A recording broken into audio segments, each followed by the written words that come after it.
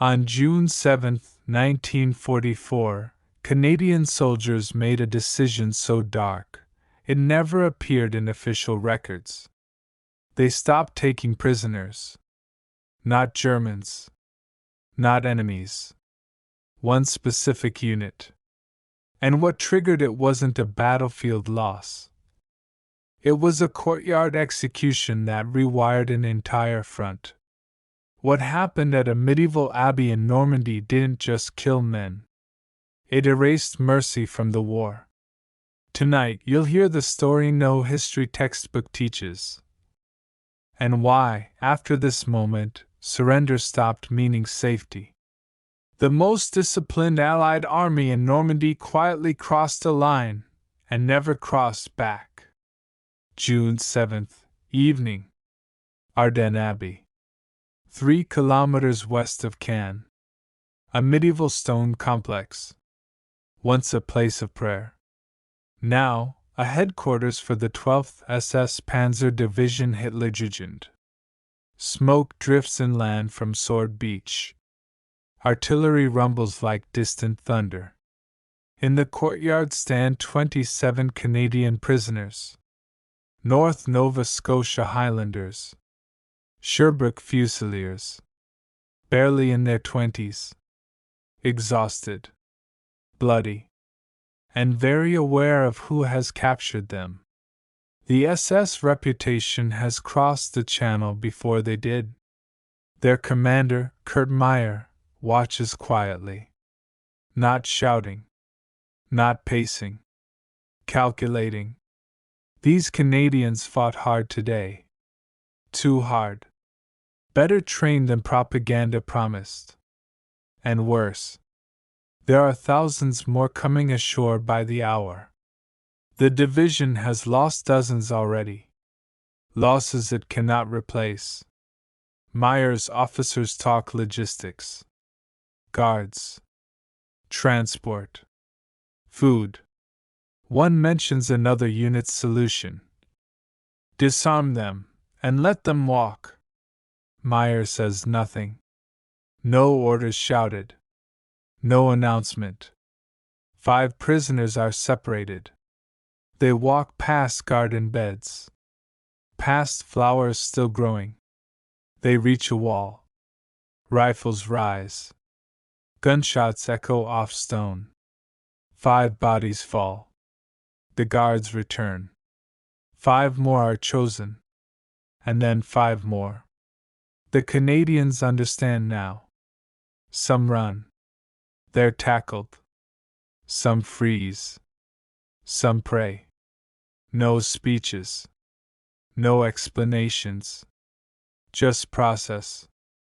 By nightfall, the courtyard is empty. And across fields, barns, quarries, and ditches, the same thing is happening.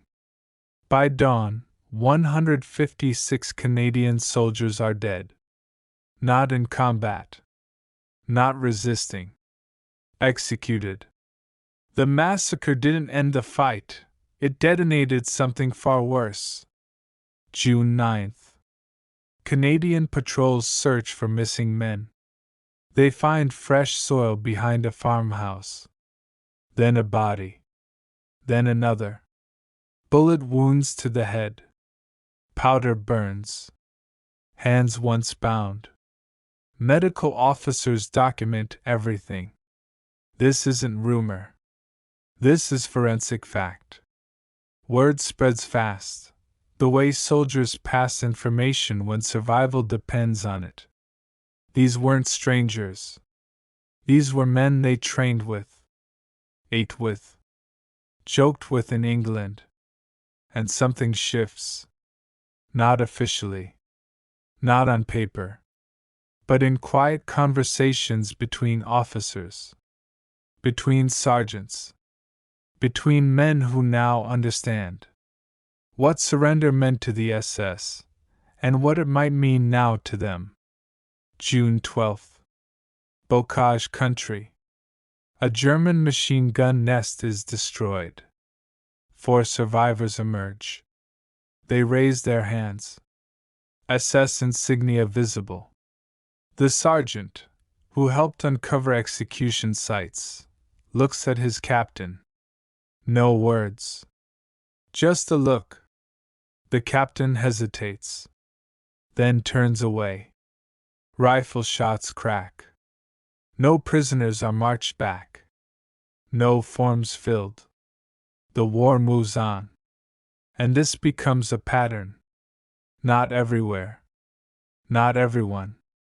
But enough. Wehrmacht soldiers surrender and live.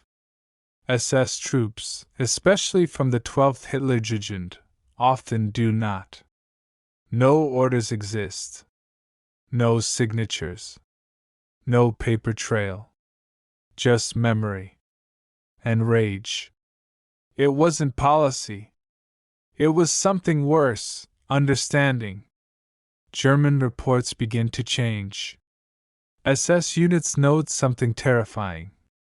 Surrender no longer works. Positions that would normally collapse. Fight to the death. Wounded men refuse evacuation. Teenage soldiers, raised on fanaticism, now face an enemy just as ruthless. And morale cracks. The 12th SS loses nearly 40% of its strength. Their commander files a complaint, accusing Canadians of war crimes. Higher command responds with one question. Have you investigated what your division did first? The complaint disappears. Silence follows. In the Falaise pocket, chaos reigns. SS men wave white flags. Some are ignored. Some are shot. No counts kept. No ceremonies. Just consequence. And then, surrender on a massive scale. Wehrmacht troops flood into captivity. SS men from other units survive. The distinction holds. Targeted. Specific. Personal. Kurt Meyer survives the war. He is tried. Convicted. Sentenced to death. Then spared. Released after 9 years. The Canadians who executed surrendering SS troops. No investigations. No trials.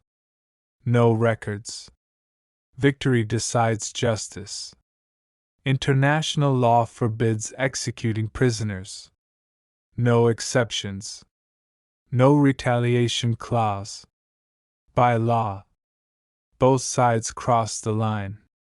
But history doesn't balance scales cleanly.